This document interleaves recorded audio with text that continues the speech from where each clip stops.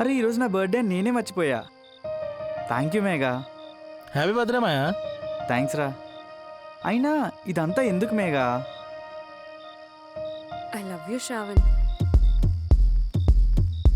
మేఘా ఈ విషయం ఎప్పటి నుంచో చెప్పాలని చూస్తున్నా.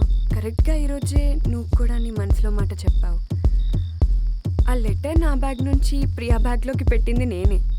నువ్వు ప్రియాతో మాట్లాడేటప్పుడు చాలా నవ్వుకున్నా. అండ్ ఇవన్నీ ఎప్పటి నుంచి అని క్వశ్చన్స్ అడిగి టైం వేస్ట్ చేయొద్దు. కేక్ కట్ చేసేద్దాం.